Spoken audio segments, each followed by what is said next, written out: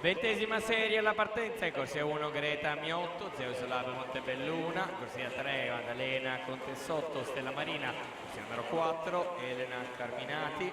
Padova Nuoto, alla 5 Sofia Spavento, Azzurra Cornigliano, corsia numero 6 Sara Della Betta, Nord-Est H2O, corsia 7 e Mattosanto Nuoto Mira.